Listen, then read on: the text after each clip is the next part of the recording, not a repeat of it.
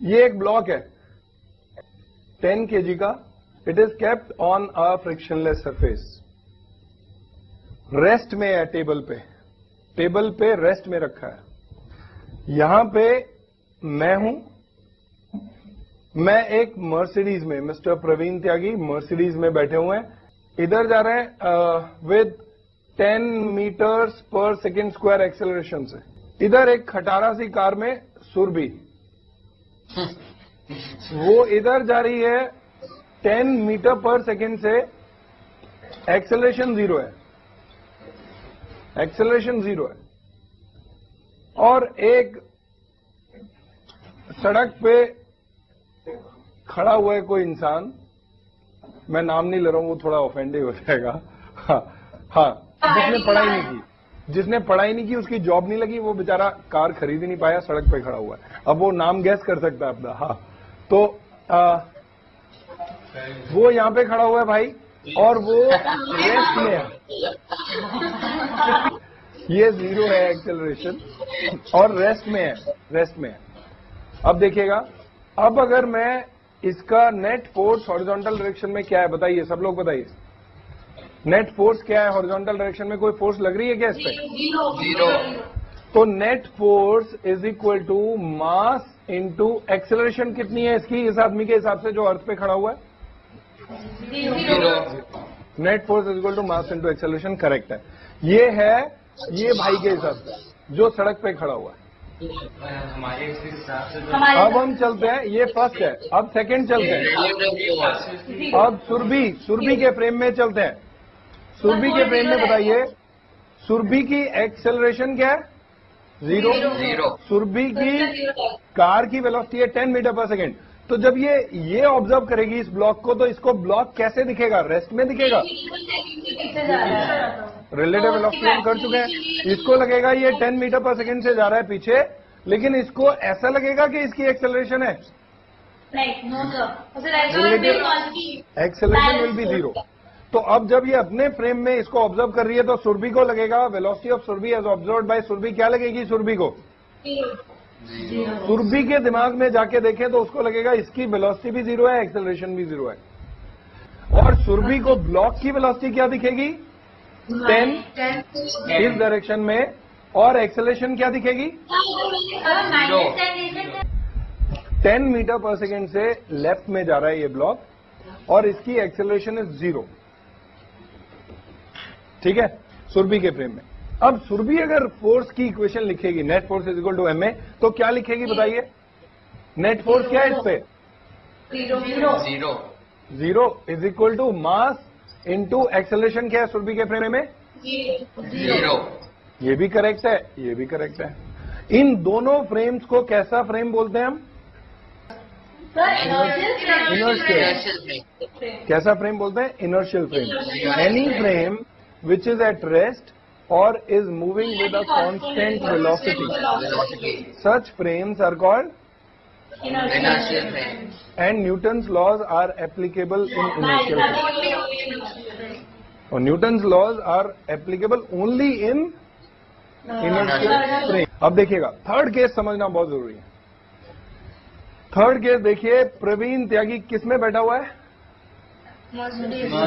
प्रवीण त्यागी, now उसके frame में इसकी वेलोसिटी तो वो होगी जो प्रवीण त्यागी की वेलोसिटी होगी। Let's not worry about that, velocity से कोई फर्क नहीं पड़ रहा फोर्स इक्वेशन में।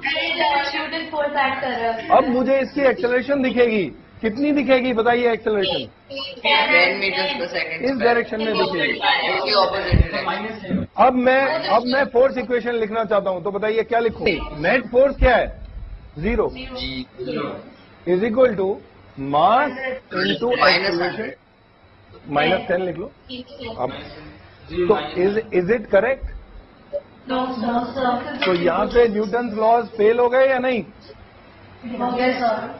नहीं लग रहे। Net force is not equal to mass into acceleration. किस फ्रेम में हुआ ऐसे? Yes, any frame which has acceleration is called non-inertial frame, and in non-inertial frame Newton's laws are not applicable. Sir, अब हम लोग दो चीजों को कंपेयर कर रहे हैं, हम लोग एक्चुअल चीज कंपेयर कर रहे हैं और रिलेटिव चीज कंपेयर कर रहे हैं। Is that okay? बेटा हम कंपेयर नहीं कर रहे हैं, हम सर इक्वेट कर रहे हैं ना। कोई भी मोशन इज ऑलवेज रिलेटिव, उसके लिए कोई ऑब्जर्वर होता है।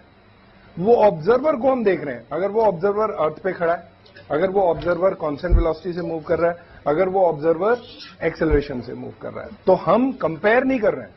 हम जो भी मोशन है वो ऑब्जर्व्ड है बाय समवन। हाँ सर क्योंकि अगर कोई ऑब्जर्वर नहीं होगा तो मोशन होएगा ही नहीं, इट्स नॉट एग्जैक्टली नहीं, मोशन होएगा, But it is not, there is no reference point, so it is हाँ meaningless. मतलब motion is always relative, motion is always relative, इसका नोशन ही है, मोशन का नोशन ये है कि it is always relative. Now देखिए, तो 10, अब जैसे ही आप नॉन इनर्शियल फ्रेम में गए, आपके Newton's laws are not applicable. तो सुनिएगा, अब यहां से कहानी शुरू होती है सूडो फोर्स की। सुनिएगा लिंक क्या है। एक प्रिंसिपल है, एक बंदा है, उसके नाम पे ये प्रिंसिपल पड़ा है, उसको बोलते हैं डी एलेम्बर्ट्स प्रिंसिपल बोलते हैं इसको। वो भाई क्या बोलता है कि अगर हम एक करेक्शन कर लें, इनर्शियल फ्रेम की अगर एक्सेलरेशन है ए, देखिएगा ए एक्सेलरेशन है अगर, तो बोलता है अगर हम एक करेक्शन कर लें तो न्यूटन्स लॉज नॉन इनर्शियल में भी लगने लगेंगे फ्रेम में।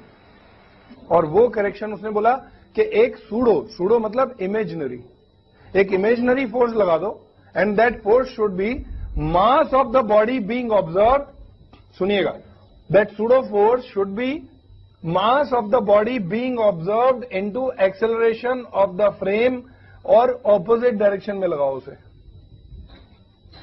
जिस डायरेक्शन में एक्सेलरेशन, जिस डायरेक्शन में फ्रेम की एक्सेलरेशन है उसके ऑपोजिट डायरेक्शन में, मतलब माइनस लगा दो, माइनस साइन का मतलब उसके ऑपोजिट। तो वो बोलता है मास of the body being observed into acceleration of the frame, opposite direction में। वो फोर्स को सूडो फोर्स बोल दीजिए, वो एक इमेजिनरी फोर्स लगा दो, उसके बाद न्यूटन्स लॉज एप्लीकेबल होंगे। तो हम करके देखते हैं कि उसकी बात सही है या नहीं, देखते हैं। अब इस बॉडी पे हमें क्या करना चाहिए, फ्रेम की एक्सेलरेशन कितनी है, ए मतलब 10। तो हम इस बॉडी पे एक सूडो फोर्स लगाएंगे। बोलिए कितनी सूडो फोर्स लगानी चाहिए और किधर। अब अगर मैं आपको वैल्यू दे रहा हूं कि 10 इधर है और मैं अब एरो बनाने वाला हूं, तो मुझे इधर लगानी चाहिए सूडो फोर्स, और कितनी लगानी चाहिए इस पे, 10 इंटू ए विच इज 10, 100। अब मैंने एक सूडो फोर्स यानी कि इमेजिनरी फोर्स, लेकिन ये हमें पता है इमेजिनरी है, लेकिन उस फ्रेम वाले को हम बोलेंगे कि ये रियल में फोर्स लग रही है। समझिए, अब उसके लिए ये इमेजिनरी नहीं, ये फोर्स है जो उस बॉडी पे लग रही है। अब बताइए, अब वो क्या इक्वेशन लिखेगा इस बॉडी के लिए अपने फ्रेम में बैठ के। अब वो बोलेगा ये फोर्स लग रही है इस पे 100 is equal to mass into acceleration दिख रही है उसे 10, इस डायरेक्शन को पॉजिटिव ले लिया मैंने। करेक्ट है ना अब उसके हिसाब से? समझ में आ गया? अब अगर आ गया है तो मैं एक बेंचमार्क एंड छोटा सा इजी सा क्वेश्चन दे रहा हूं। लेट मी सी इसे कौन करेक्ट करेगा। रेडी रहिएगा, और बहुत इजी है, कुछ कैलकुलेशन नहीं है, जस्ट मैं देखना चाहता हूं आपको ये समझ में आ गया जो मैंने अभी बोला है। एक बॉडी है 1, वो जा रही है इधर एक्सेलरेशन A1 से। एक बॉडी है 2, वो जा रही है इधर एक्सेलरेशन A2 से। और एक बॉडी है 3, वो जा रही है इधर, मतलब ये एंगल कुछ 45 डिग्री है। 3 एक्सेलरेशन A3 से। अब आपको इसका मास है M1, मास M2, मास M3। अब इन तीनों बॉडीज में से suppose for right now we decided कि भैया हमें 2 जो है वो ऑब्जर्वर है, 2 पे बैठ के ऑब्जर्व करना है। वो जो 2 की गाड़ी है उसमें बैठ गए हम, वहां से ऑब्जर्व कर रहे हैं। तो अब हमें सूडो फोर्स लगानी पड़ेगी कि दोनों पे लगाऊंगा, M1 और M3 पे, यस और नो? कितनी होगी और किधर होगी, सिर्फ डायग्राम ड्रॉ करके दिखा दीजिए। A2 is the observer now, 2 पे बैठ के, 2 is the observer now, M2 जो है वो ऑब्जर्वर है। अब इन किस किस बॉडी पे, मतलब हमारा जो फ्रेम है वो 2 के साथ मूव कर रहा है, ऐसे समझिए। M1, M2, M3 तीनों को ऑब्जर्व करना है। हमारा फ्रेम, हम ऑब्जर्वर हैं और हमारा फ्रेम 2 के साथ मूव कर रहा है। अब सूडो फोर्स बताइए किस किस पे लगाऊं और किधर लगाऊं और कितनी। सर सूडो फोर्स हमेशा ऑपोजिट डायरेक्शन में होती है। अब देखिए, जब मैं बोल रहा था डेफिनेशन, ध्यान देना है आपको, सिर्फ उसी चीज पे ध्यान देना है। वही वर्ड्स याद करिए मैंने जो बोले हैं कि सूडो फोर्स कितनी लगाते हैं, किधर लगाते हैं, सिर्फ उन वर्ड्स को रिपीट कर लीजिए खुद को। सर कितनी भी निकालना है। हाँ सर कितनी है वो भी निकालना है। नहीं, वो कितनी है वो तो ऐसे ही देख के ही पता लग रहा है, इतना सिंपल है। सर तो बस डायग्राम बताना है ना। हाँ डायग्राम बताना है, ले जाओ इस पे, ग्रुप पे जाओ, किस तरफ नोटबुक है पे। वो। ठीक है, अब देखिएगा कुणाल, आपके ऊपर सबसे पहली इक्वेशन लिखी हुई है नोटबुक पे, उसे पढ़ना जरा, क्या लिखी हुई है सबसे पहले, लेफ्ट हैंड पेज पे सबसे टॉप में। Pseudo force is equal to minus mv me observer, हाँ m of observer sorry M of the block, M of the block. m of the block M of the body being observed. body being observed into acceleration of the frame. ओ फिर तो directly हो जाएगा। Simple, सिर्फ सुनना है ध्यान से, उसको लिखो। कुणाल नहीं, कुणाल उस इक्वेशन में m के वहां पे एरो बना के लिखिए, mass of mb is mass of body being observe, लिखिए उसे, सब लोग लिखिए। A2 के ऑपोजिट डायरेक्शन में ही होगा। सर तो फिर क्या करना है? ध्यान से नहीं सुनते हो आप, यही प्रॉब्लम है, लर्निंग की यही प्रॉब्लम है, लर्निंग की, सब्जेक्ट की, लाइफ की, यही सबसे बड़ी प्रॉब्लम है कि we assume things to be very complicated though they are very simple. All we have to do is pay attention. Yes Kunal बोलो। सर तो m1 वाली बॉडी का माइनस m1 e2 होएगा। यस ऑब्वियसली, इसमें माइनस m1 नहीं, m1 into mass of the body being observe into acceleration of the frame. बताइए frame की acceleration क्या है? A2. अरे भाई सुनिए सब लोग, ध्यान दीजिए, मेरा जो फ्रेम है वो भी A2 से इधर जा रहा है, ये रहा, ये फ्रेम है मेरा, ये A2 एक्सेलरेशन से इधर चल रहा है, ध्यान दीजिए। तो अब मुझे बताइए, मैं किसी भी बॉडी को ऑब्जर्व करूं, किसी भी बॉडी को, तो फोर्स कितनी होगी?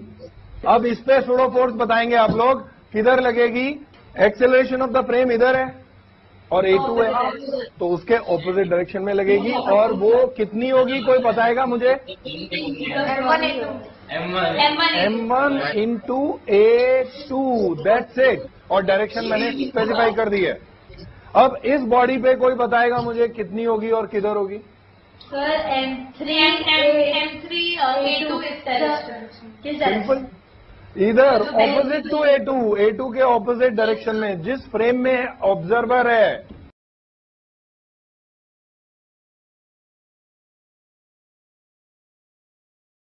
हाँ देखिएगा, अलर्ट रहिएगा, ये एक्सेलरेशन अगर फ्रेम की है, अब वो खुद को भी ऑब्जर्व करे ना, खुद को भी, तो उसको खुद पे के ऊपर भी mass of himself into acceleration of the frame pseudo force लगानी पड़ेगी। Please be crystal clear about it. तो अगर वो M2 को ऑब्जर्व कर रहा है तो M2 पे कितनी सूडो फोर्स लगानी पड़ेगी बोलिए? इधर लगाएंगे, देखिएगा अभी प्रूफ भी हो जाएगा, आपको और कन्विंस हो जाएगा। सूडो फोर्स लगेगी M2 इंटू A2। अब ध्यान से देखिएगा इस डायरेक्शन में। अगर आप उसको और लॉजिकली समझना चाहते हैं, देखिए अब इसके फ्रेम में A2 की एक्सेलरेशन क्या है? 2 की 0। इसके फ्रेम में, भाई ये तो 2 के साथ ही चल रहा है ना, इसके फ्रेम में एक्सेलरेशन क्या दिख रही है इसे? 0। तो नेट फोर्स क्या होनी चाहिए इस पे? 0। एम आई राइट? लेकिन मैं तो बोल रहा हूं सूडो फोर्स लग रही है M2 A2। मतलब ऐसा नहीं है कि ये A2 एक्सेलरेशन बिना फोर्स के थी, समझिए। जब ये फॉरगेट अबाउट द ऑब्जर्वर, जब ये एक्सेलरेट कर रहा है A2 से, तो was some force acting on it और नॉट? तो वो एक्सेलरेशन दे रही थी, तो that force is still acting. Suppose वो F है, now F minus M2 A2, net force क्या हो जाएगी उस फ्रेम में? 0। भाई उस फ्रेम में वो F तो अभी भी दिखेगी, वो F minus M2 A2, that will be net, and net will become 0, should be equal to mass into acceleration which is 0. Please be crystal clear on it. ये जो चीज मैं अभी समझाई है ना, इसको खुद को अपने आप को एक्सप्लेन करिए, क्रिस्टल क्लियर होइए। उसके बाद कोई भी क्वेश्चन दूंगा, कोई भी, it will be a by product of it, इसी का सब केस होगा।